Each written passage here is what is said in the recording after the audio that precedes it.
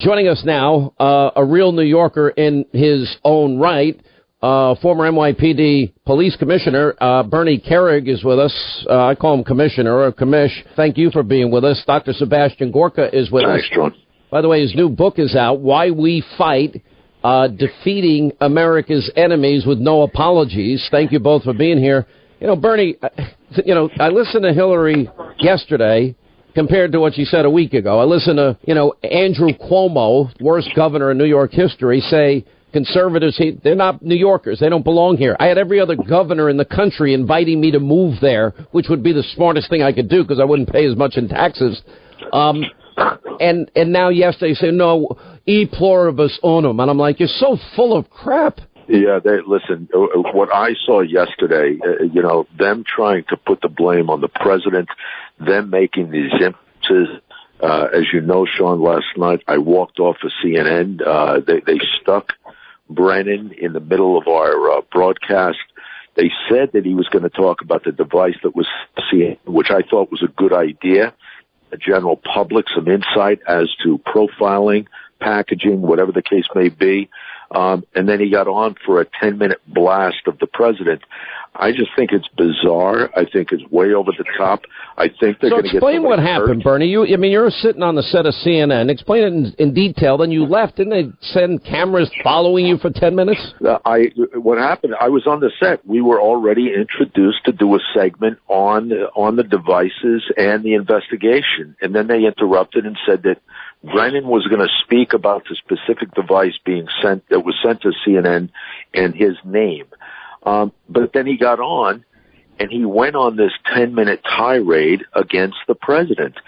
I didn't have any objection to him being on. I thought this is a guy that has credibility in the agency that could talk about profiling, could talk about targeting, could talk about packaging, could talk about what to look for, give the general public some real insight as to what Brennan to look for. Has referred to the president as a traitor, and Brennan is up to his eyeballs on all the corruption involved in the deep state. And he went on a tirade against the president. So I took the earpiece off, I took the mic off, and I walked off.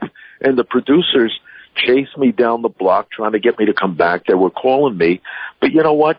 Enough is enough already. Listen, this is a time you need to unify the country like Giuliani and I did in the aftermath of September 11th. This is not a time for division.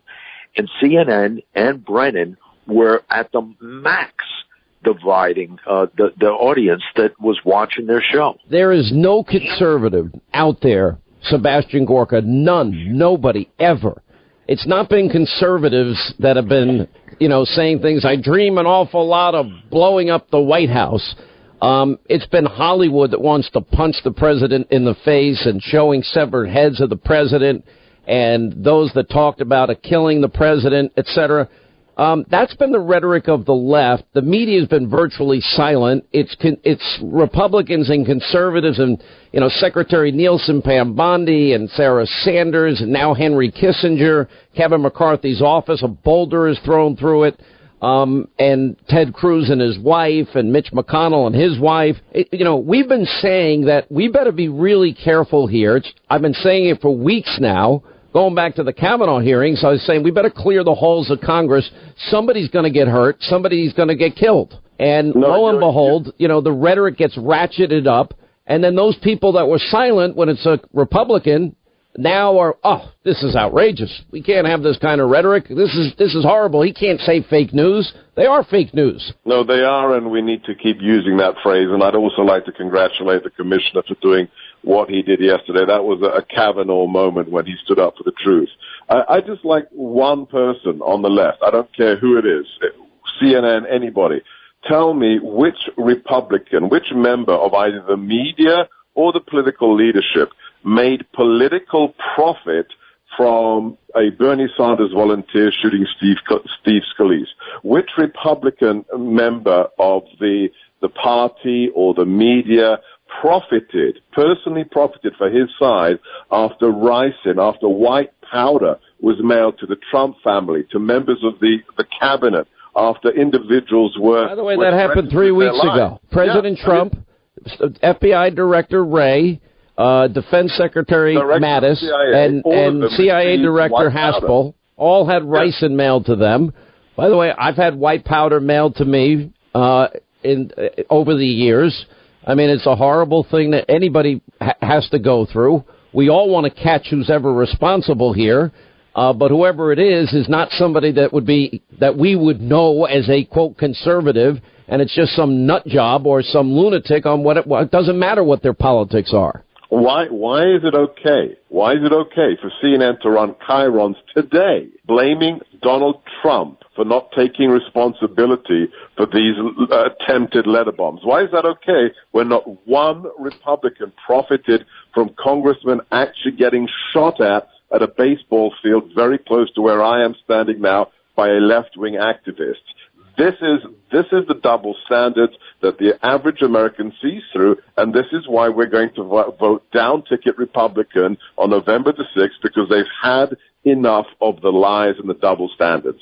You know, it's the same thing, Bernie, and I agree with Sebastian that, you know, it showed a lot of courage what you did yesterday, but I've known you so long, I know that's who you are, and it comes second nature to you. You don't even think about it.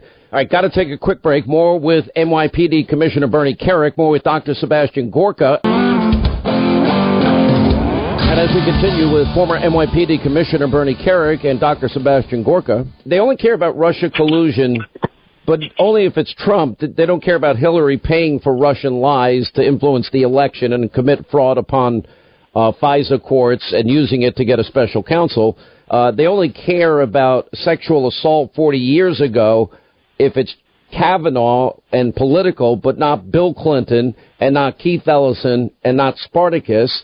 And literally, they only care about rhetoric, but not when it's used against Donald Trump and people want to blow up the White House and punch him in the face, and that people lie about him every single second of every minute of every hour of every day on these news channels or so-called news channels.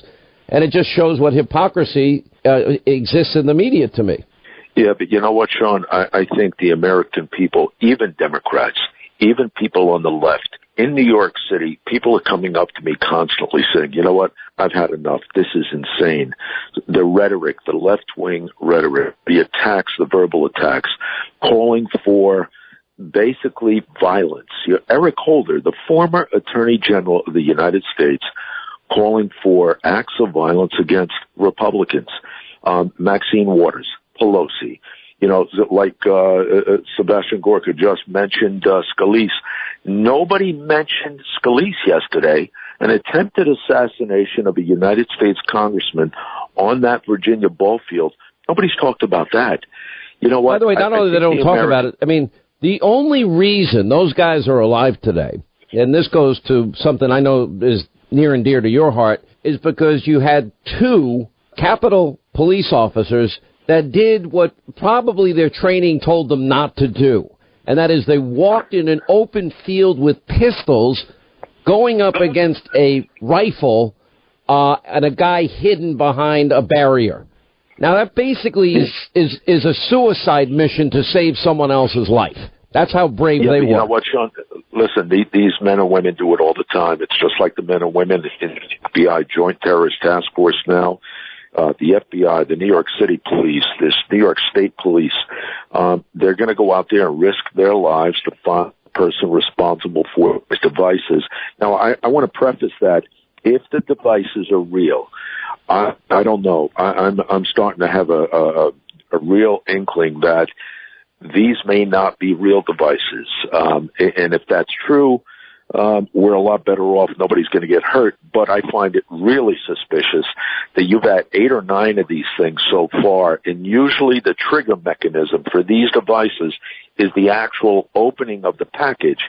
Well, there's been several opened, and none of them have detonated, which tells me there's some sort of problem. So I'm hoping they're not real, and I hope the authorities find them sooner than later. I think where does the search go? Because they have so much now forensic evidence here. I'm assuming, you know, we talked about this yesterday, that look, none of this is easy, but I'm assuming by now they probably have their eyes on somebody. Absolutely. Like I said yesterday, you'll have, probably 24 to 72 hours.